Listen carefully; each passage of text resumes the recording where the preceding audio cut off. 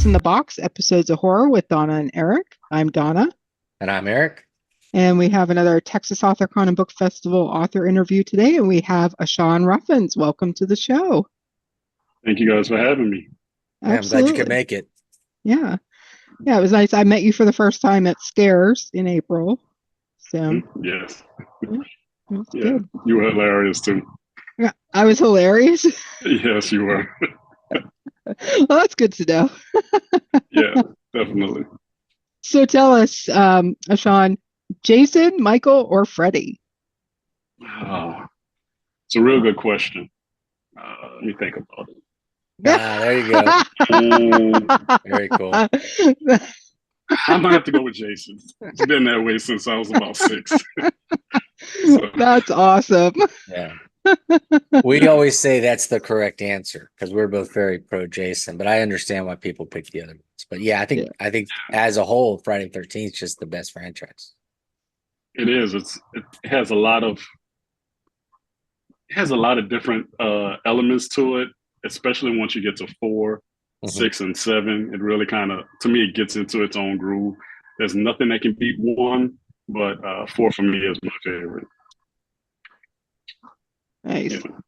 That was the And 6 when best he way. gets, I was going to say that's the best way someone's answered that question in all of the interviews that we've ever done. Really? Yeah. Yeah. I remember watching, my dad had part 5 on Betamax. Yeah. I remember popping in the Betamax tape and watching part 5 a lot as well too. Yeah. Good That's old crazy. Betamax. I haven't heard Betamax in a while. Yeah, I know. So You're definitely No, aging right? yourself, I'm aging right? myself. Yeah. Yeah. Well, my uncle had a Yeah. Betamax, and he was adamant that Betamax is going to be better than VHS, and your VHS is going to go away. He was all about the Betamax. That's so funny. Yep, they had that war, and the war between, was it what, Blu-ray and high def when they first HD came out, those DVD. two. Yeah, the red boxes, HD Yeah. DVD. Yeah, I was very pro HD DVD. I have a ton of red Oh, really? little cases. Okay. Yeah, so as soon as I realized it Yeah. was going to lose, I bought a second player just so I'd have a backup if the first one dies. No, Smart man, because nobody ever mentions laser discs anymore, though. Like I never hear anybody mention those. They were like flash the in a pan.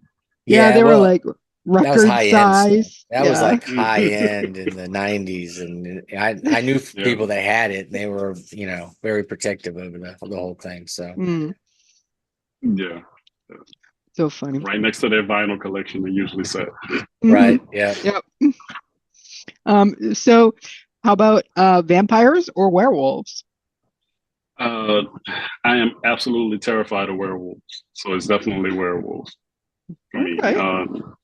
The hybrids, not so much when they turn full wolf, but the hybrids, they're usually massive, very muscular, very tall, very vicious, and I enjoy the movies, but they usually terrify me. Huh? Do you have a favorite werewolf movie? I have 3. They're kind of like a tie for me. And speaking of hybrids, American Werewolf in London, of course, it's not really a hybrid, but the change scene, iconic. But for me, Silver Bullet, because I saw it when I was younger. I loved that movie. There was a few attacks in it, and there was also Bad Moon. Not as many changes in that one, and you kind of saw it. It was very predictable, but I don't think anything beats Silver Bullet for me. Yeah, I was just say Silver Bullet and Bad Moon, neither one get enough love. Most people say American Werewolf, Howling, and then Dog Soldiers is a popular one. We like Dog Soldiers as well. Yeah. No, that's awesome. Yeah, Silver Bullet's great.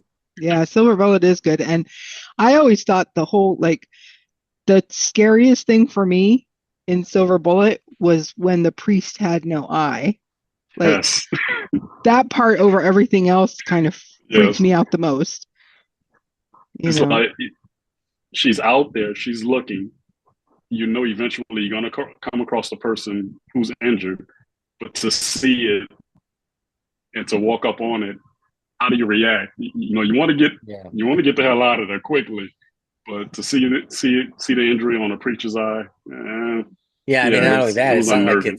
it's a main member of the town. It's not like you're stumbling across a Yes, homeless person or a vagrant or something. You're coming up against a person that has a lot of power, just as the human. So, yeah, no, that's Yeah. crazy, yeah, especially with the kids and stuff. It's a. I know we did this about a year ago. We did the Cycle of a Werewolf and Silver Bullet, and I think it probably was the one that we enjoyed the most out of most of the stories.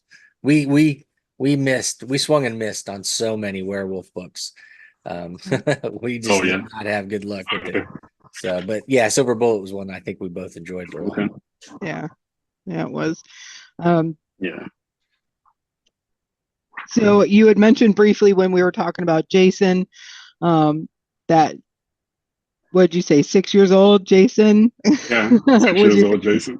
yeah, so I guess you could say that that would be your favorite scary movie as a kid. Uh, Actually, no. Okay. I would say because I love werewolves. I love Jason Voorhees slasher films, but I'm a huge fan of the zombies genre.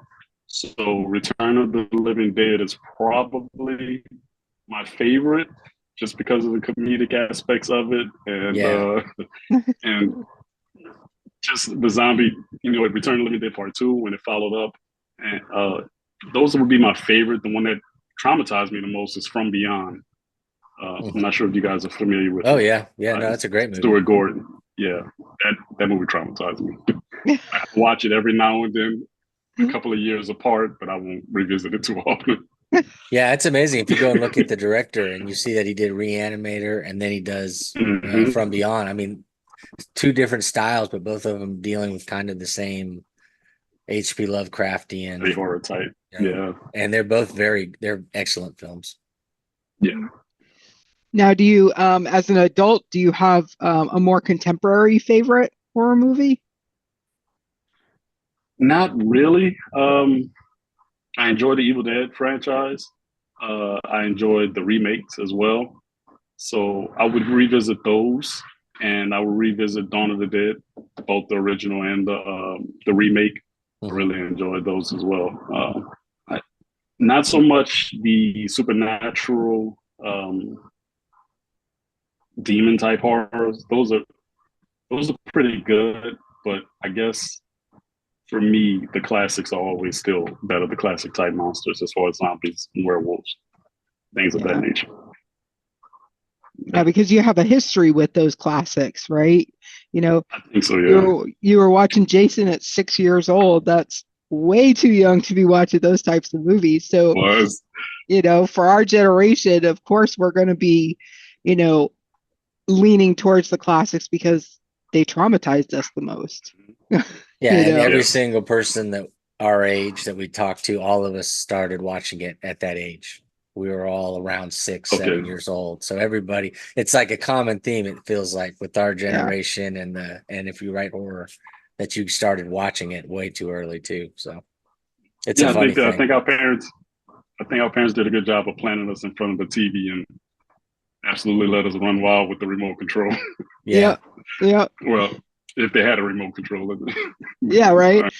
Yeah, Yeah. I always tell people, I had mentioned something about watching the movie The Keep. I actually mentioned it to F. Paul Wilson, and he said something Yeah. about the sex scene, and I'm like, my parents didn't care what I watched as long as it wasn't straight up pornography.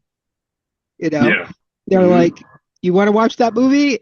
Okay, if it's going to give you nightmares, don't watch it Hmm. again. You know? I think the only time I really got in any kind of trouble, and you guys will notice as soon as I say it, I want to say it's Howling 3. Your sister's a werewolf, or is it Howling 2? That Howling would Your too. sister's a too. werewolf. Howling Yeah. 2. And I think you guys know the scenes I'm talking about. Hmm. Yeah, Yeah, yeah. But you know, it could be roses and rainbows all throughout, but as soon as the sex scene come on, everybody's deciding to come into the room. It happens Yeah. right now mhm, when I'm married. I could be watching Star Wars. As soon as a pair of breasts come on the screen, my wife walks in and asks me what I'm watching. yeah, Yeah, that's how it Always get is. in trouble. Yeah. Yeah. yep, yep. Never fails. And you're like, or you're like watching the movie with your parents. Right. maybe for the first time, and then that happens and you're like awkward, like, oh gosh, let's pretend they're not in the room. Yep, for sure. So I'm gonna go ahead and share my screen here. I got two of your covers here. For people who may not be familiar with you, tell us about the genre you write in, and then you can tell us about your books. Okay, so I write mental health horror. This series is part of the Uncovered Darkness series. It's a 3-book series. The third should be published. I'm thinking I'm going to push the publication date back to next year.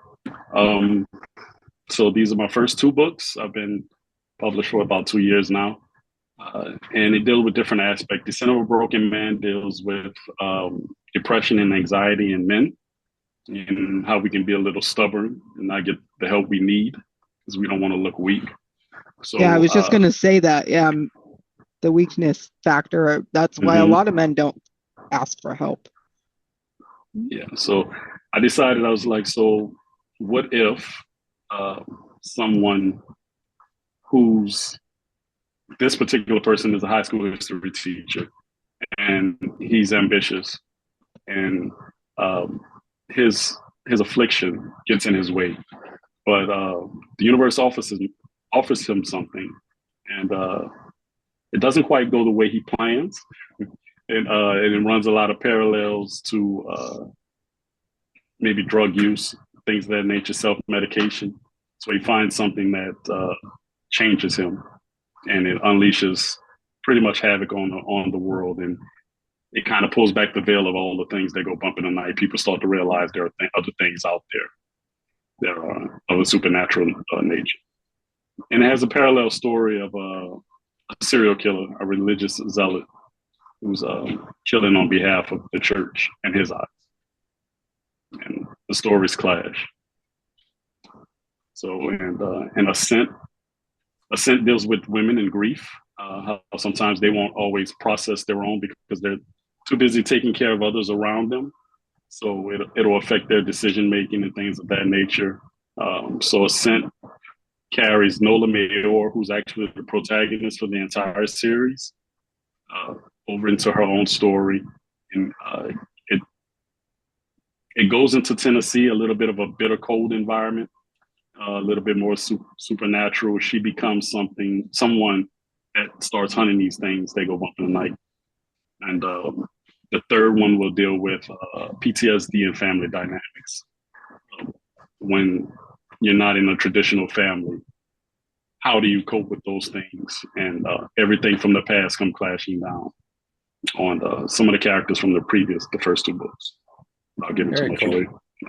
No, that sounds great. All 3 of those sound amazing. Yeah.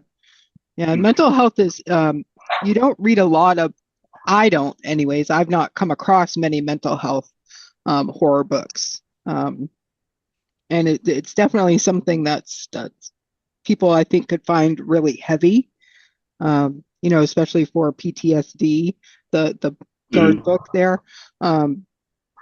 So I think not only having those supernatural elements, but having those mental health elements in it will make it way more of a heavy book, a more horrific book.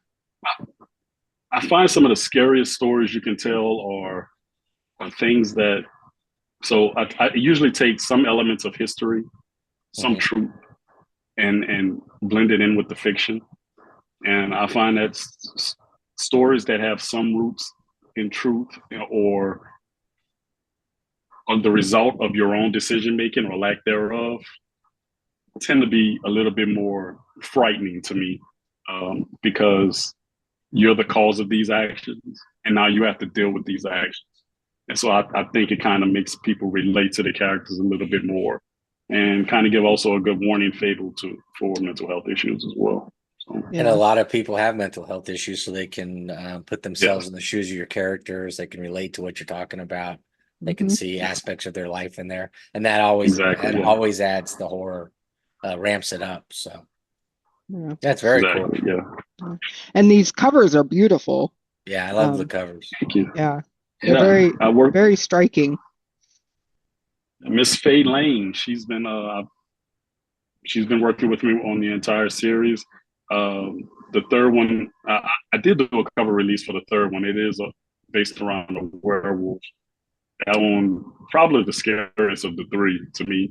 But yeah, she's very talented and she's very easy to work with. And somehow she gets in my head and know exactly what I'm looking for when I give her a little bit of a direction. She usually nails it. Nice. Very nice. Yeah, I love these. I wasn't able to fit in and read Descent of a Broken Man, but I'm definitely going to get to it before Texas Author Con, because I'm really intrigued by it. Obviously, because I bought 2 copies, as we were talking about before we started recording. I hope you really, really like it. Yeah, I'm sure I will. So I gotta ask, just because I'm curious, and obviously you don't have to go into detail if the answer is yes, but do you have a mental health background? Well, no, I always been an advocate of it. So when I started writing, it was journaling, and we all have our struggles in life. So I started journal writing. I was always told in college that I was a good writer, and I was like, I didn't want to do self-help books. So if I can help others, just like I decided to try to help myself when I did have issues, then that's the direction I want to go. And now, books down the line, I'll be doing other things. But I am a veteran. I do work at the VA, so I do see the mental health issues a lot. Okay. And so it's something that's close to me. I've helped a lot of friends get through their own issues as well. Yeah, so it's just something you're very passionate about. Yes. And getting, the awareness out there. Yes. So definitely. That's great. Yeah. You should definitely talk with my friend Kim. She's a veteran and she works at the VA. She will be there. Yeah. All right. Yeah. I'll definitely make sure to introduce you to her. Definitely. I look forward to meeting with her. Yeah. You probably Kim's met her awesome. at Scares, but yeah, she kind of wandered around Scares. She wasn't yeah, always, she did. she wasn't very stationary. Yeah, every time everybody's like, "Where's Kim?" And I'm like, "I don't know. She's around here somewhere." Okay, I may have met her. She passed by. Yeah. Probably. So tell us about your writing environment. Do you like to listen to music, or do you have to have it quiet when you write? So it's kind of weird. So I have to have a movie or TV in the background. Okay. It literally helps me focus. Now, it can't be something I haven't seen before. It has to be kind of like background noise. So I'll drop on a series or something that I enjoy. And while it's on, I get tunnel vision for the reading, and it helps me look up. I may be looking up at the television, but my wheels are turning when it comes to the writing. And when I'm editing, I'm starting to learn I prefer quiet because I don't know if it's just too stressful for me, but I move a little bit faster when I'm doing my editing, and I'm a little bit more clear on the direction I want to go. So yeah, so definitely movies, not music though. Yeah. That's funny. The first. Yeah, I was just gonna say well, you're the maybe we've first had person. one other person. I think we've had one other person that has movies going. Yeah. We just, I can't remember who it was. Yeah. Okay. I wish I could remember who it was. Because I thought it was odd at the time. So because we're mostly because I don't know. I would start watching this TV even if I knew what it was. I'd be drawn to it probably. Yeah. And worry that all of a sudden I was writing that those scenes down. So, but yeah, no, I think that's awesome. Everybody's got their own tricks, because I mean I listen to music and stuff like that. Sometimes with lyrics, sometimes without. So just depends on where you're at in your headspace. But I think that's pretty cool. And then if I don't have anything on, usually my wife's watching something, so I can hear that through the house. So there's always something. Yeah, I'm a peace and quiet person. Gotta peace have and quiet. Silence. It just if I have TV going, I'll start watching it. If I have music going, I'll get distracted by the music and then I just will stop doing what I'm doing. So yeah, I have to have quiet, which I don't get a lot of, which is unfortunate. Yeah, I think I'd get too much in my own head if it was too quiet. Yeah. The silence would probably start being deafening. Yeah. Now, do you have an all-time favorite horror novel? I do not. I enjoyed The Mist by Stephen King, but I guess one that's close to my heart is Scary Stories that to Tell in the Dark. I Mhm. started out young with a lot of things, so I literally can remember that book almost. I used to read it to the kids in my neighborhood on my front porch. So I read a lot now, more nonfiction, and I read a lot of Dan Brown, um, adventure and things like that. Now I'm reading more horror these days because I just enjoy it more. So I don't have an all-time favorite novel though. Yeah. Now, did you see the movie Scary Stories to Tell in the Dark? I did. I Now, did. It was I I've never read the book, like the books, but I have seen the movie. Was it close to the stories in the books? close. I would say the most accurate thing was what is it? It was all white. It had the dark eyes. I'm forgetting. I'm drawing a blank now. And the slit, and they were in the mental asylum. Is it the thing with the That creature. stringy hair? Yes. Okay, Yes. all right. Yeah. That jumped off the pages of the book. That was pretty good. I enjoyed that one. Yeah. It brought back the memories I need. Nice, nice. It was Um, pretty good. so what book would you recommend to somebody who's just started or starting to get into reading horror? Um, it depends. It depends on what they would want to get into. Um, 12 Days at Rotter House was pretty good if you like more of a supernatural haunted house type feel. Um, Candace Nola's Bishop. It comes That to was Creature great. Feature. That was pretty good as well. Mhm. I enjoyed that one.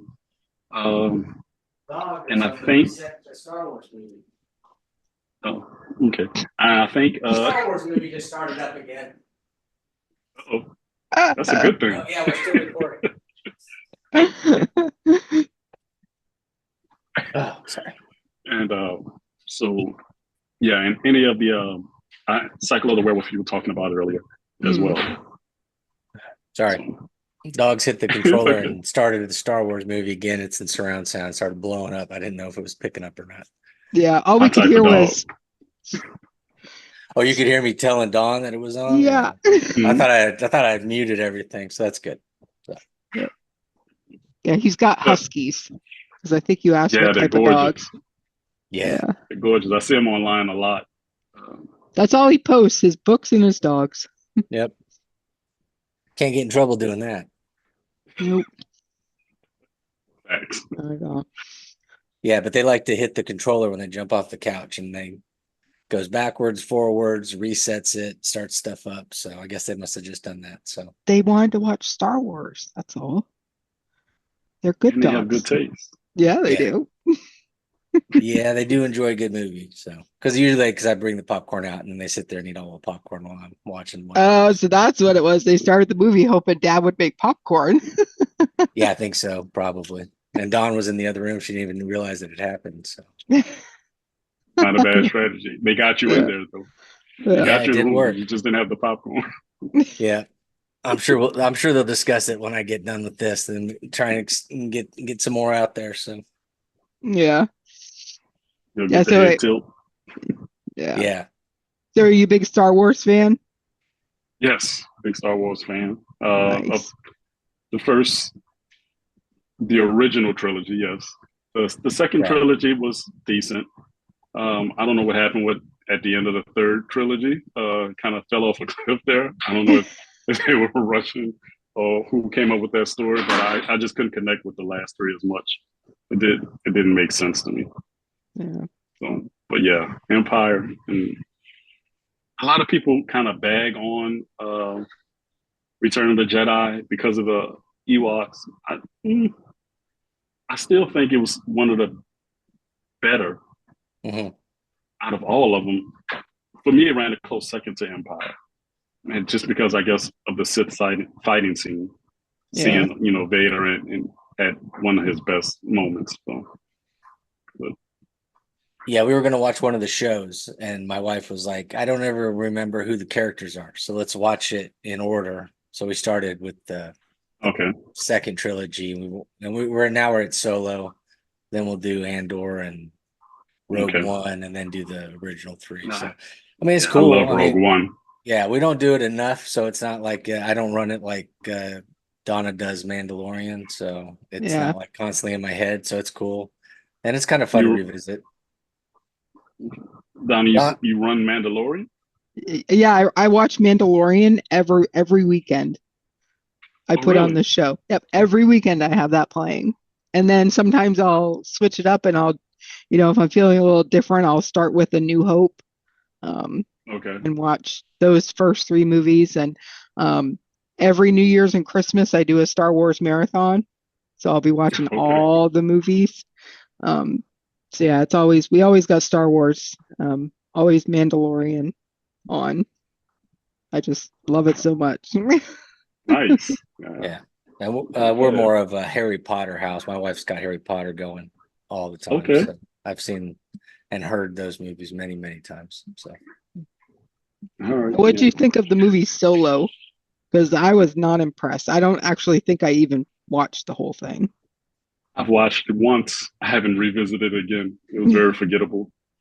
So, but Rogue One was my favorite of all the new movies that Me too. they shoehorned in.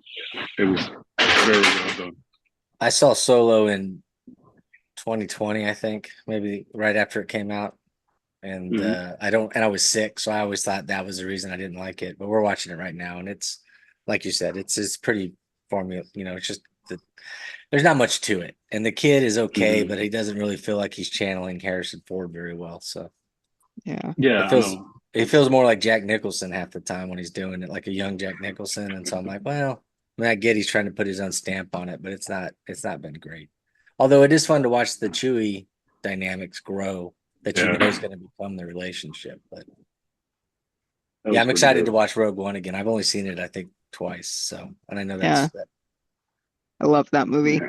I remember watching it for the first time and I'm like, wait a minute. Everybody is dead. Like everybody is dead. Spoiler alert if you haven't seen it. But I'm like, what just happened? Like what happened? Yes. I'm like, no, they can't. But that person's dead now too. Wait, and they can't, but they did. Yes. It's like, no, every single person is dead. Like all of them. Makes the best stories. The stories where you can't, that are very, I call it now Games of Thronesy. Yeah. Quote unquote. Where when you don't know who's going to make it to the end, or if a story starts out in total chaos, it draws you in completely into the story. So you got to kind of hang on the words of everybody as they're speaking, all the dialogue and everything, and how the story moves along.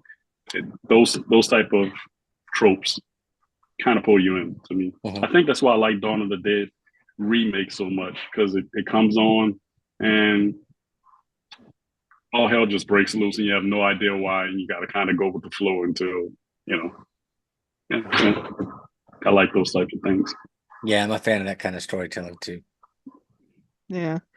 So besides the third book in the trilogy, do you have any other projects that you're working on? Any other books in the works? I do. Along with releasing the third one, I'm currently writing a supernatural thriller novella. It's kind of a revenge story, and it's about a young lady who prematurely passes away, and the family takes care of it on their own, without giving too much away. Yeah. So in the third, the other one that I'm writing is a sci-fi horror. I think I found a way to make zombies my own type of zombie, and I'm really excited about it. Kind of a different environment, and I'm going to enjoy doing the research for it. I can tell you that. Oh yeah, I could see the sparkle in your eye. Yeah. I can't wait to get to that one. Nice. Yeah. So right now that's just an idea that you've written down and started working on. You haven't Yeah, I actually have sat some. down to type the story yet. Haven't sat down to type the story, but I have the characters and their profiles already. Oh, very cool. So, and I've already done some research on the science of how I'm making these zombies different than the others. So, but yeah, this is the one I think my wife actually doesn't want to read because she's my alpha reader. So that's a good thing. That means I'm on the right horror track. Yeah. She says my writing isn't scary. I can't wait. I've actually started getting really into like sci-fi horror. Mm-hmm. And just in the last couple of years. So it's a whole new world for me. Sci-fi horror. So, A lot of classics there. Yeah. Yep. So besides obviously, selling books and meeting readers, what else are you looking forward to the most about Texas AuthorCon? Like I said, I've been on the scene only about 2 years, so I'm still meeting a lot of people, and I think that's the best thing about these conventions and these author events is meeting other authors, kind of picking their brain, but also being among those that kind of are in your world. A lot of author events that I attend, I might be the only horror author there, so you kind of looked at as the weirdo. So when I'm around other horror authors and we're all talking about our favorite things or we're talking about our processes, it's comforting, it's relaxing, and I enjoy it. And I learn a lot from a lot of different people. So yeah, that's what I'm looking forward to the most is meeting more authors. Nice. I'll be there as a fan. Yeah. Yeah, you're gonna end up spending all the money you make selling books. You're gonna end up spending at other people's tables. Not be the first time. Yeah. Yeah. My wife's always like, do not come back with more books than you left with. That's all that matters. So Exactly what happened at AuthorCon for me. Yeah. Well, it's funny because you, as an author, you're there and you do a lot of, a lot of people will do trades. I'll give you my book for your book, and so it's like, but I'm not spending money, Right. That's fair game. Yeah, logic loophole. Yeah. And it gives me a lot to read in between writing. Mm-hmm. Yeah, for sure. So besides coming to the event, where can people find your books and connect with you? Do you have a website? I do. Dreadful Times Press is my small press. So dreadfultimespress.com. You can order any of the books. You'll be able to order all three. I have boxes available. I signed them. I'll ship them out.